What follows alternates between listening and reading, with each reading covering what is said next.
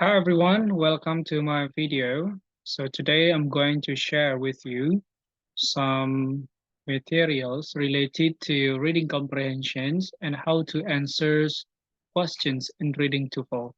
Jadi hari ini saya akan menjelaskan salah satu sesi dari ujian TOEFL, yaitu adalah reading comprehension.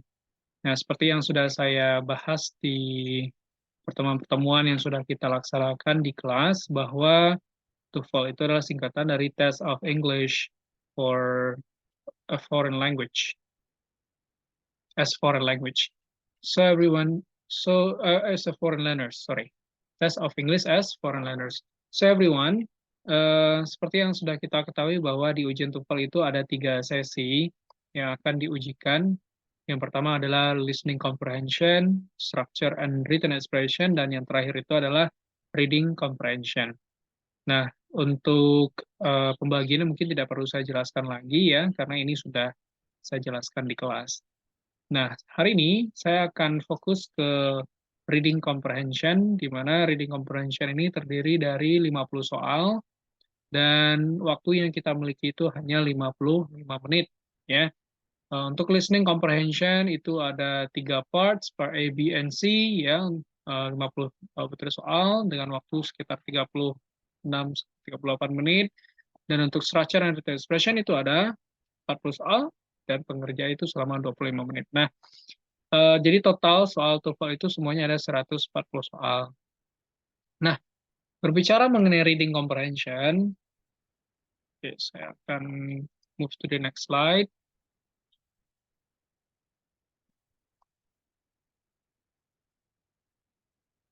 Oke.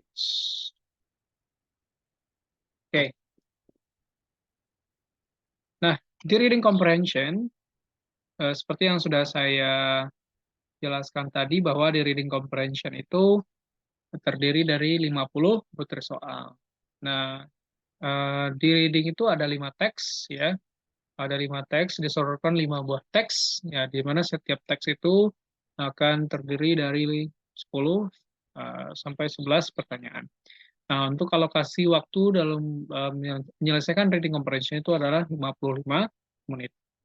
Nah, general problems.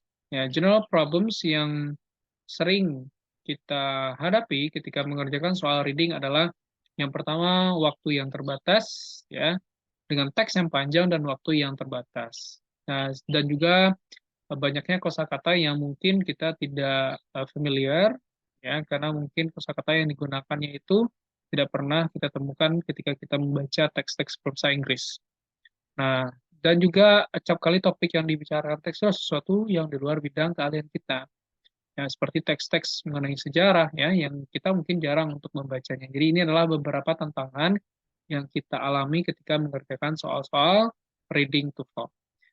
Nah, topik-topik seperti apa sih yang sering dibahas di reading comprehension ini? Biasanya itu adalah topik-topik yang berkaitan dengan Amerika, ya. Terutama mengenai sainsnya gitu ya, sejarah, history, governments, geography, ya, terkait dengan Amerika Utara, dan juga mengenai literature, ya, atau arts, termasuk biografi juga orang-orang terkenal yang ada di Amerika. Jadi rata-rata di reading itu mengenai soal-soal seperti ini. Ya, teks-teksnya mengenai topik-topik seperti ini. Jadi supaya kita skor TOEFL-nya, terutama reading-nya itu bisa meningkat, maka kita harus membiasakan membaca teks-teks berbahasa Inggris, terutama teks-teks yang berkaitan dengan topik-topik yang sering ditanyakan di soal-soal, sering disodorkan gitu ya, sering disodorkan di soal-soal reading TOEFL. Oke. Nah, langsung saja untuk reading comprehension, eh, langkah utama yang harus kita lakukan supaya kita bisa menjawab soal-soal dengan lebih mudah dan tepat tentunya, yaitu adalah dengan mengenal jenis-jenis soal yang akan ditanyakan, ya. Di reading itu ada sekitar 10 jenis pertanyaan yang biasanya muncul, dan ada yang sering muncul, ada yang juga munculannya itu yang tidak terlalu sering, ya. Ada beberapa yang selalu muncul dan ada juga yang kadang muncul kadang tidak. Nah, beberapa jenis pertanyaannya yaitu yang pertama adalah main idea, ya. Ada vocabulary, organization of idea, pronunciation, pronoun reference, author's attitude or tone, stated detailed question, unstated detailed question, inference, transition question, specific information, and analogy. Ini adalah beberapa jenis pertanyaan yang sering ditanyakan di soal reading. Nah, tapi hari ini saya tidak akan, untuk video ini saya tidak akan membahas keseluruhan jenis pertanyaan, jadi saya akan split menjadi beberapa video supaya teman-teman bisa memahaminya dengan lebih baik. Nah, jadi teman-teman ini adalah jenis-jenis pertanyaan yang harus kita pahami terlebih dahulu. Ya, tentunya kita harus tahu yang dibutuhkan oleh teks itu informasi seperti apa. Yang diperlukan oleh pertanyaan itu adalah informasi seperti apa. Nah, jadi kita mencari informasi yang ditanyakan saja. Ya, karena dalam mengerjakan soal reading itu, langkah utama yang harus kita lakukan adalah dengan membaca soal-soalnya terlebih dahulu. Nah, karena kalau seandainya kita baca teksnya dengan waktu yang sedikit itu tidak akan terlalu efektif ya dan efisien. Jadi kita lebih baik membaca soalnya terlebih dahulu ya dan kita memahami apa yang dibutuhkan oleh soal gitu ya dan itu yang akan kita baca nanti di teks. Nah, ini ya. Nah, ini jadi ini adalah beberapa jenis pertanyaan. Jadi yang pertama adalah main idea atau kita sebut sebagai gagasan utama dan lain sebagainya.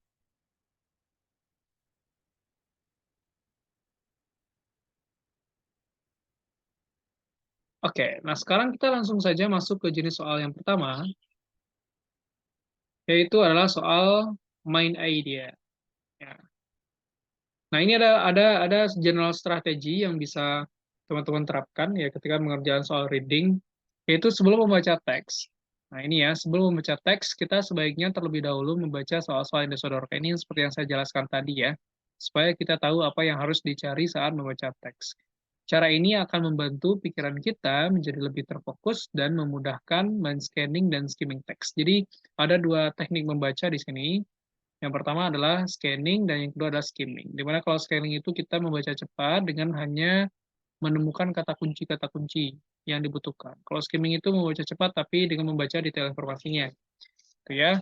Nah, cara ini juga mempercepat pencarian jawaban dan mengesampingkan informasi yang tidak diperlukan. Jadi kita cukup membaca informasi yang diperlukan saja. Oke, kita lanjutkan saja. Nah, jadi sekarang kita masuk ke jenis pertanyaan yang pertama, yaitu adalah pertanyaan fokus utama atau disebut dengan main idea questions. Nah, jenis pertanyaan ini biasanya selalu ditanyakan di soal-soal reading ya, terutama di soal-soal bagian awal reading comprehension. Oke, cek, cek, cek. Ada suaranya ya? Cek, cek, cek, cek. Oke, kayaknya suara saya ada ya. Aku cek ada nih.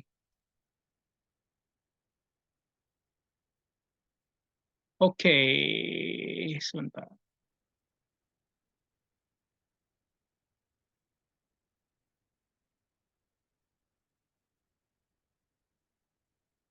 Oke, jadi fokus utama atau main ID ini adalah jenis pertanyaan yang selalu ditanyakan di soal reading ya. Biasanya muncul di soal-soal pertama di teks tersebut. Nah, apa itu main idea? Main idea adalah gagasan utama. Ya, berarti dengan membaca main idea, kita jadi mengetahui bahwa keseluruhan teks ini membicara tentang hal tersebut. Nah, itu akan muncul di main idea. Ya, jadi main idea itu adalah informasi yang mewakili keseluruhan informasi yang ada di dalam teks. Nah, jenis soal pokok pikiran atau main idea, biasanya di soal-soal main idea ini ya, ada beberapa kata kunci di soal yang muncul, ya tidak selalu kata main idea yang muncul, tapi ada beberapa kata kata lain gitu ya, atau kata kunci lain yang masih merujuk kepada soal-soal main idea. Contohnya kata-kata seperti topik, ya topik, subject, main idea, main point, main purpose, primary concern, primary discusses, and title. Ini adalah kata kunci yang digunakan di soal-soal main idea. Jadi jangan teman-teman jangan nanti bingung ya, ketika misalkan yang muncul itu adalah kata-kata main point, atau yang muncul itu adalah kata-kata misalkan primary concerns.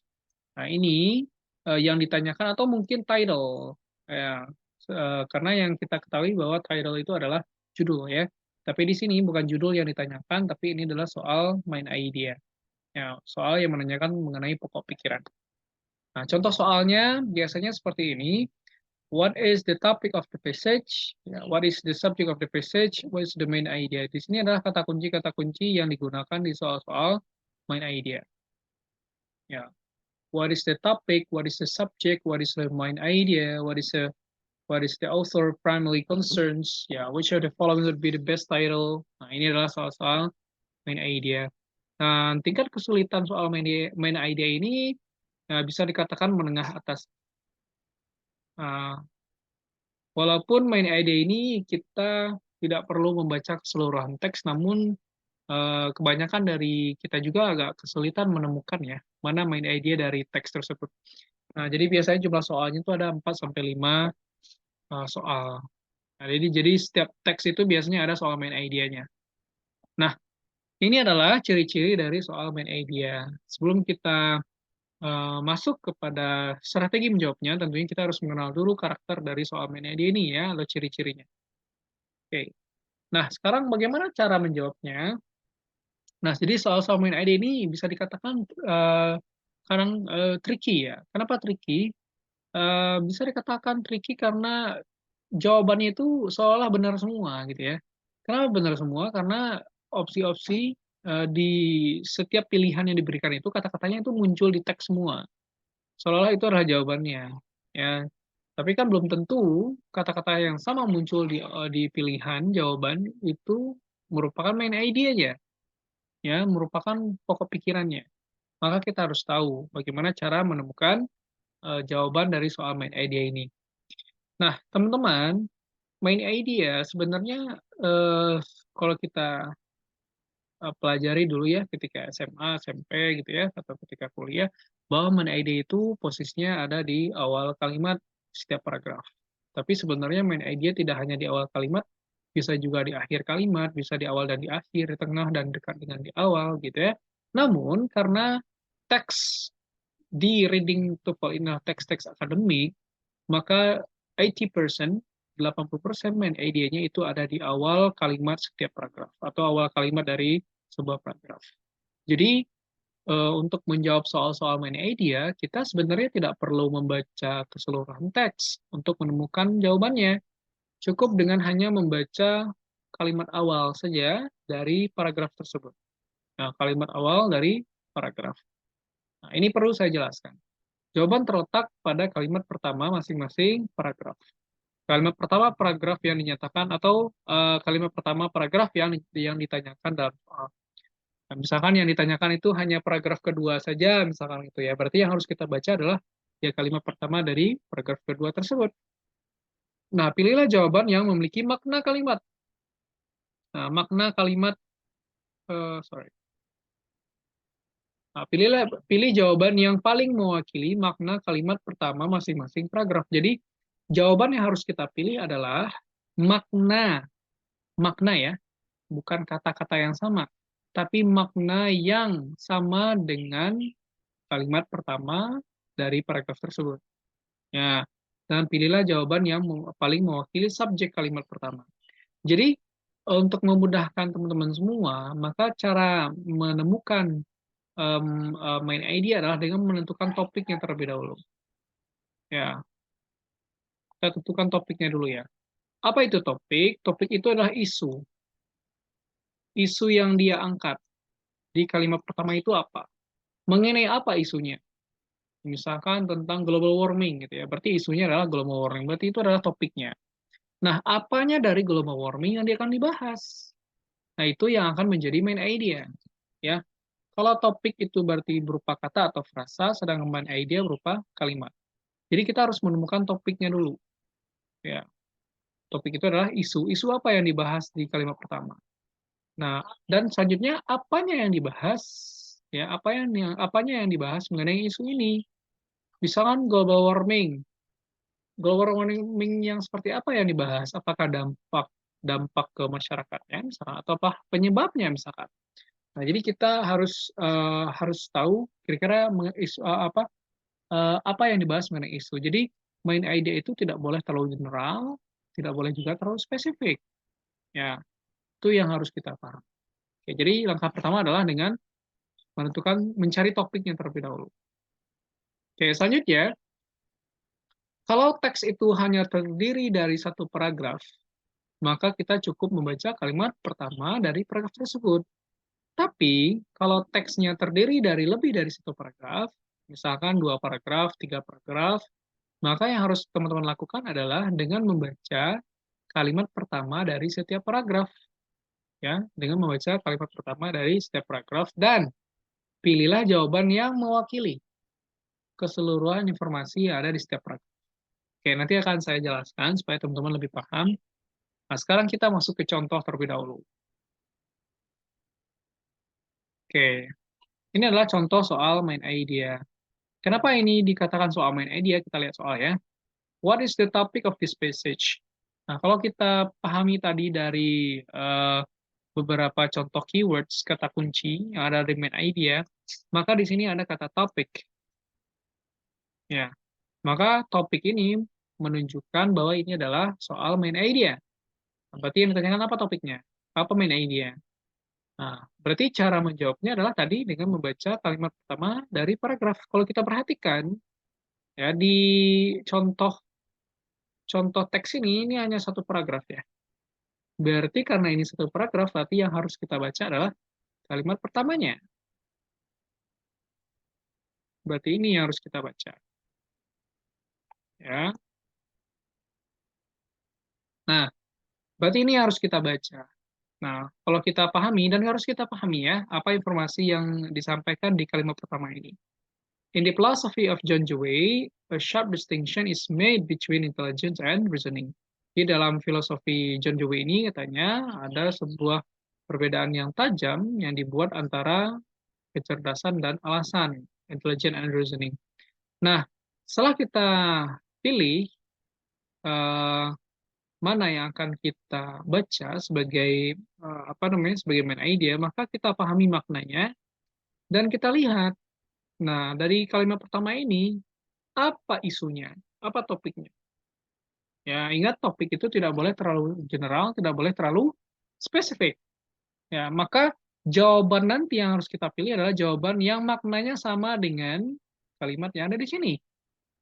Ya, kalau kita perhatikan di sini, yang dibahas adalah John Dewey ya. Nah, kita harus memilih opsi yang tidak terlalu general dan tidak juga terlalu spesifik.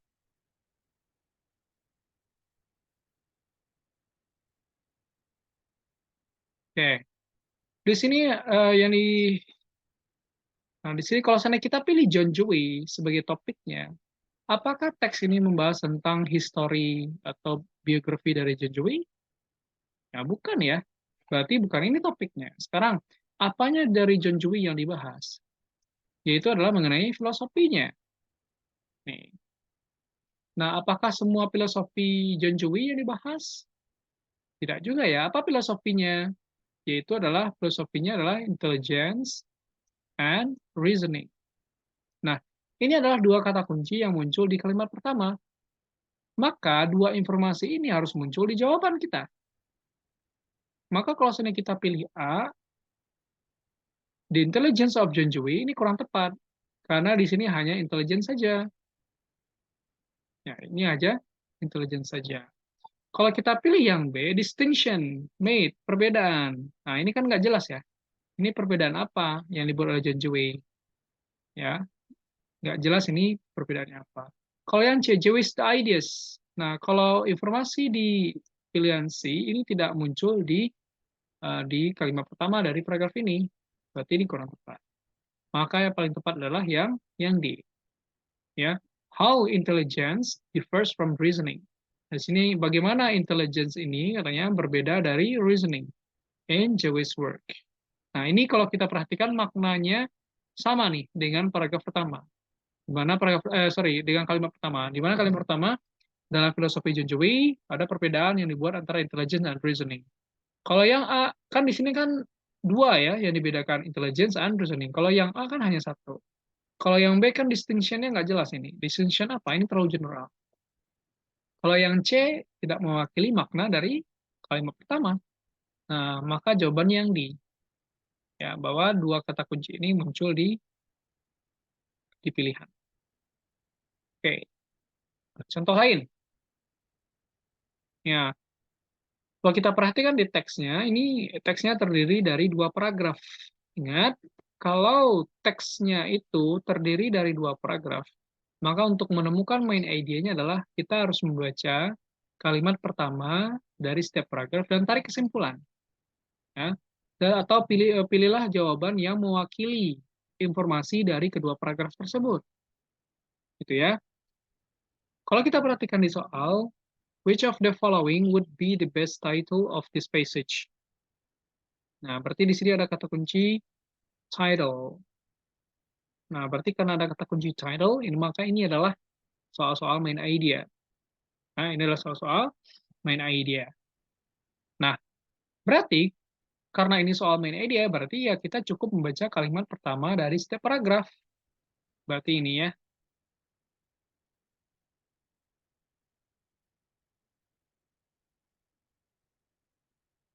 Oke.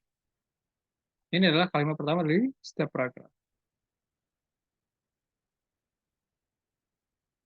Nah, sekarang kita pahami kalimat pertama dari setiap paragraf ini. Yang pertama, nitrogen fixation is a process by which nitrogen is continuously fed into biological circulation. Jadi di sini yang menjadi topiknya itu atau isunya itu adalah nitrogen fixation. Apanya dari nitrogen fixation? Itu adalah prosesnya. Proses dari nitrogen fixation.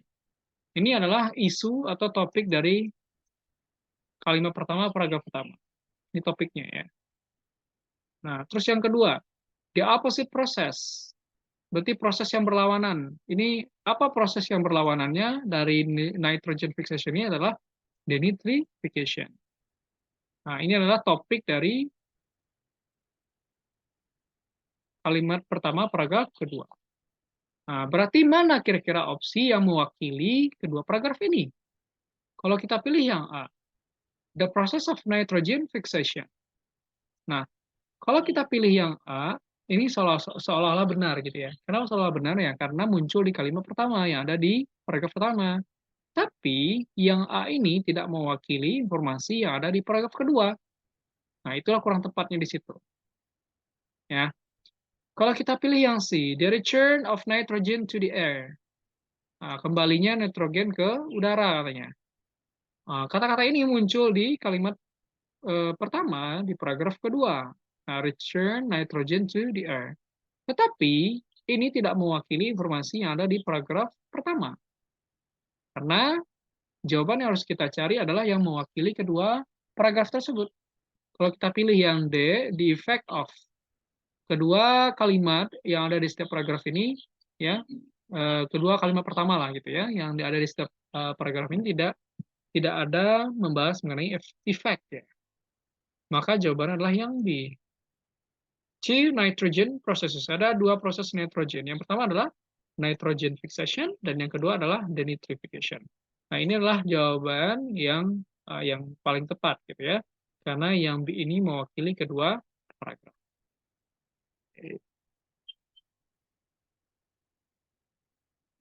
Oke, sekarang kita coba masuk ke contoh yang lain supaya teman-teman lebih paham lagi nih ya. Nah, di sini ada nomor 1 dan 2. Ini jawabannya sebenarnya hanya sinonimnya saja, tapi dengan kata-kata yang berbeda. Oke, kalau kita perhatikan nomor 1 ya. Which of the following best describe the topic? Nah, di sini ada kata kunci topik. Which of the following would be the best title? Ini juga sama kata title. Berarti dapat kita simpulkan bahwa ya, dua soal ini adalah soal main idea. Nah, kalau kita perhatikan, teks ini hanya terdiri satu paragraf saja. Terdiri dari satu paragraf. Maka, langsung saja yang perlu kita baca itu hanya kalimat pertama. Ini kalimat pertamanya. Oke, kita baca kalimat pertama dan kita pahami. Itu paling penting ya. Kita paham nih. Kalimat pertama itu berbicara mengenai apa. Kalau tidak paham ya agak sulit juga ya. Nah, jadi kuncinya kita harus paham juga yang kita baca itu apa.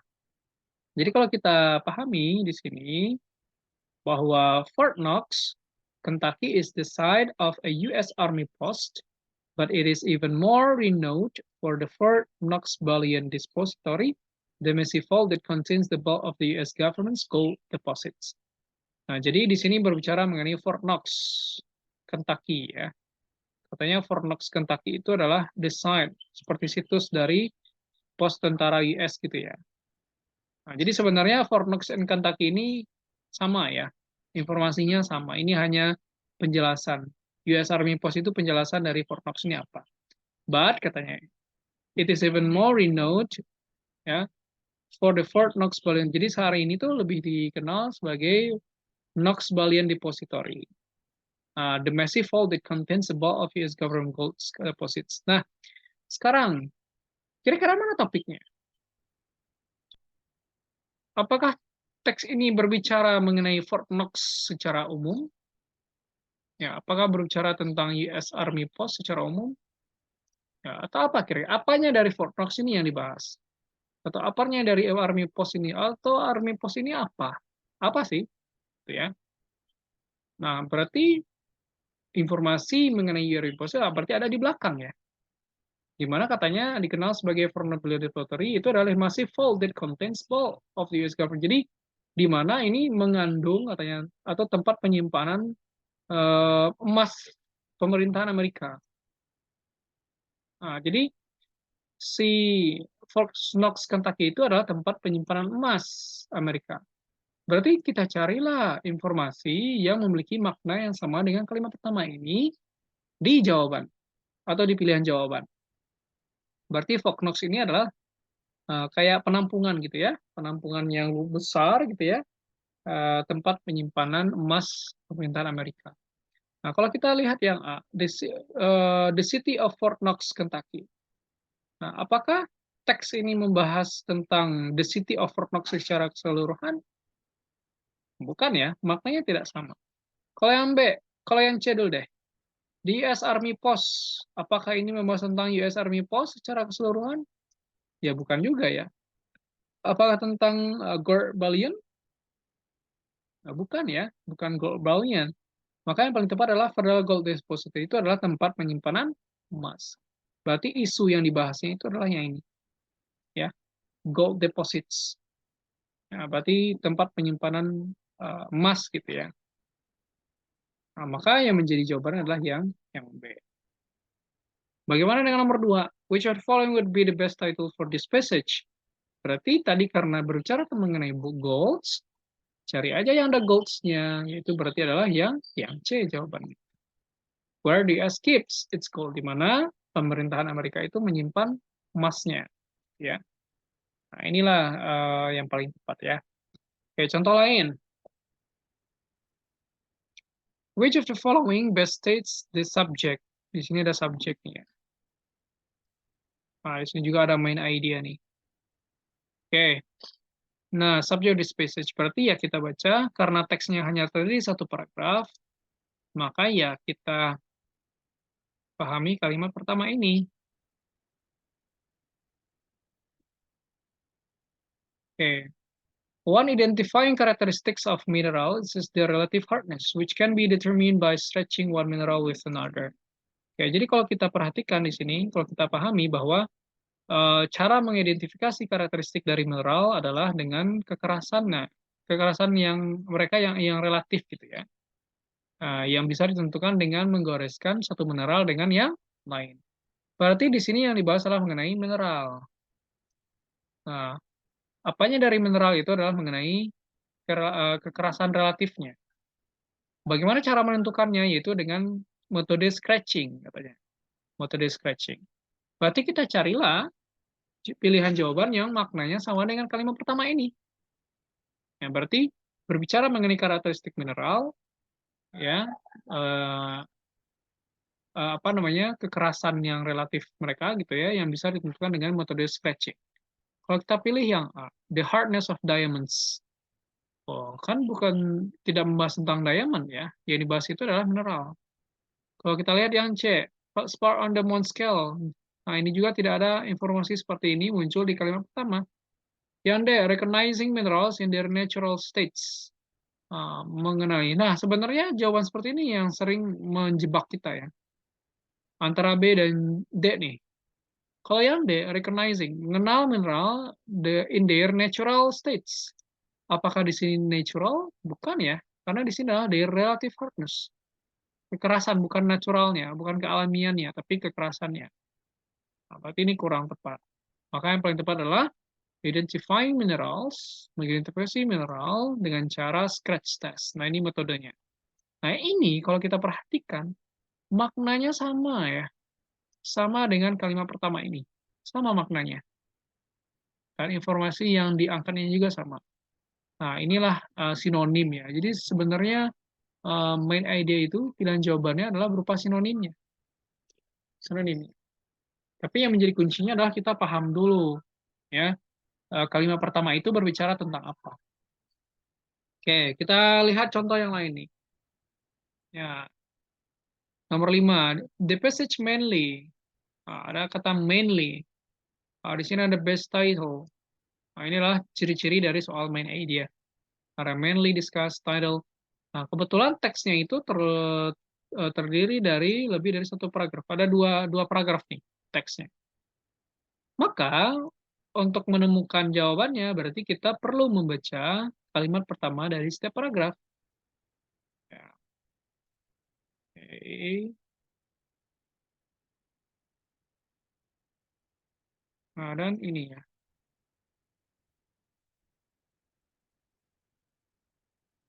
Nah, kalau kita pahami dari kalimat pertama nih, hurricanes, berarti ini berbicara mengenai hurricanes ya. Sama-sama ini hurricanes topiknya. Di sini juga hurricanes. Oke. Nah, kalau kita perhatikan di kalimat pertama, di paragraf pertama, apanya yang dari hurricanes yang dibahas? Hurricanes generally, ya umumnya muncul, occur in the North Atlantic. Jadi munculnya itu ada di Atlantik Utara, di tempat munculnya nih. Ya, dari bulan Mei ke bulan November. Puncaknya itu di bulan September katanya. Berarti paragraf pertama itu berbicara mengenai kapan munculnya hurricanes. Nah, bagaimana dengan kalimat pertama, paragraf kedua? One of the tropical storms. Ya, apa namanya badai tropis ya yang muncul setiap tahun di North Atlantic ini juga sama ya. Nah, ini tempatnya sama. Ya, badai tropis yang muncul di North Atlantic only about five. Berarti kan badai tropis itu banyak ya. Banyak badai tropis itu banyak gitu. Nah, yang muncul di North Atlantic ya hanya 5 katanya ya, rata-rata yang cukup kuat disebut dengan hurricanes. Jadi hurricanes itu adalah salah satu badai ya, salah satu contoh badai. Nah, berarti kan eh, dapat kita tarik kesimpulan, kalimat pertama dari paragraf pertama berbicara mengenai kapan terjadinya hurricanes. Ya, kapan ya terjadinya itu tempatnya di North Atlantic. Kalau yang kedua, hurricanes yang badai yang bisa dikatakan hurricanes, yang cukup kuat dikatakan hurricanes. Ya, berarti mengenai kekuatannya. Nah, berarti untuk memilih jawaban, ya, pilihlah jawaban yang mewakili kedua paragraf ini.